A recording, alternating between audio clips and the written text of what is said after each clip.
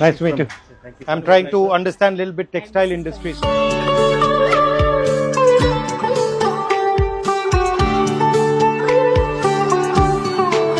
are from Andhra. So these are Kalamkari patterns. These are Ajrak prints, Gujarat in Kutch. This is Jamdani from West Bengal.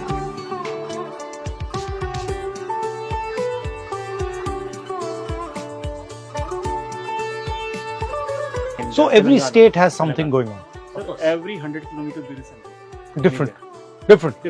You got into this business yourself or your My father. Your father. HPC So you is learned. my father. So you learned from him.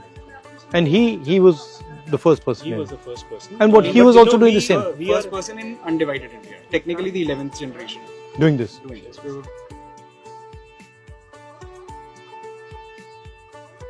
This is man-made or this is natural? natural. These are all 100% cotton. premium cotton. 100% cotton. This is lawn. This doesn't feel like cotton at all. कि Karachi lawn Hmm. ये वो lawn है but वो India से जाती है अच्छा. Because India produces the India produces the largest finest, amount of cotton in the world. And apparel textiles is something that India has always been strong at. Romans used to buy muslin from India and boast about it, right? जो chintz है, जो आज इसको आप देख रहे हो, this is chintz print. This was taken to France, named chintz. Actually, India का था.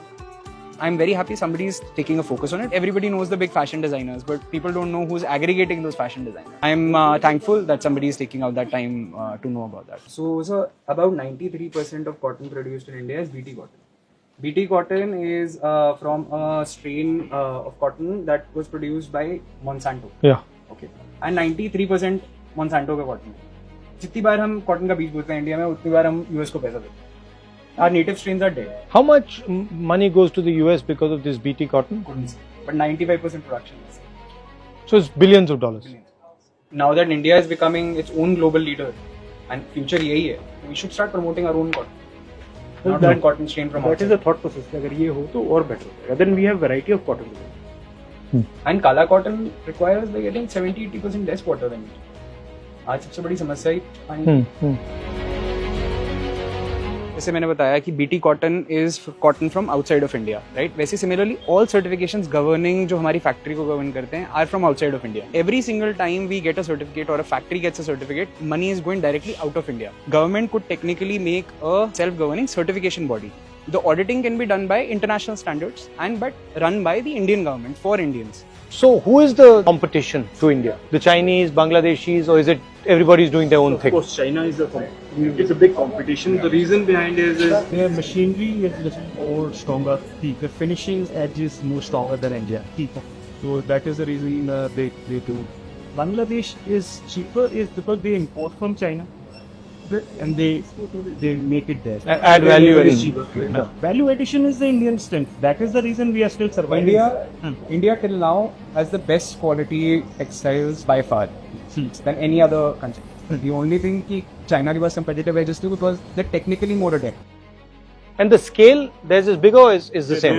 China is much larger. Much bigger. Like what? How much? What is the difference? So just to let you know, India does roughly 15 billion in textile and apparel export. China does roughly 70 or 150 billion. 10 times. So to India में one of the issues is that the supply chain is very scattered. China में it is all vertical. The one floor is doing dyeing, one floor is doing weaving, one floor is doing yarn cutting.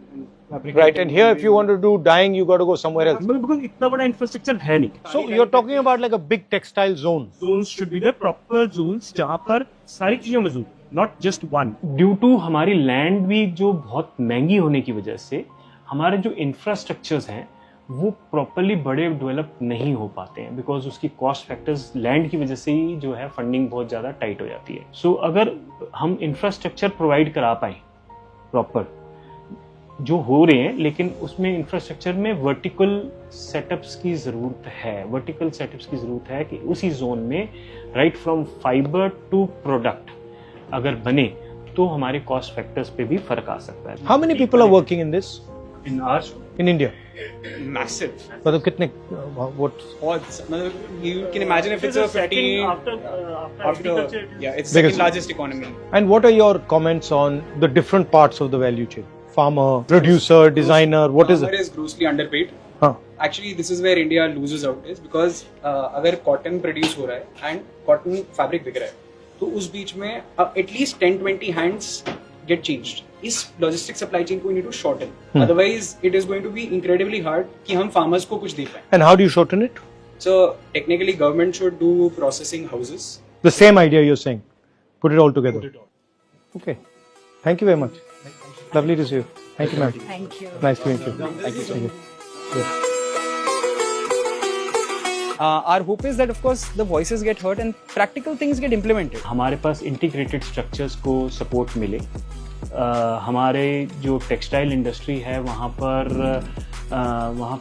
R&Ds के लिए, research and development के लिए कुछ helping centres हों, जैसे government की तरफ से बेस्ट ऑफ द मशीन्स हों, वो सपोर्ट लेवल गवर्नमेंट लेवल चाहे स्टेट गवर्नमेंट या सेंट्रल लेवल से दें, वो इंडस्ट्री वहाँ पर बहुत अच्छे से फल फूल सकती है। So I'm glad that somebody is making and taking out that effort, and hopefully that can result in a better future for apparel and textiles in India.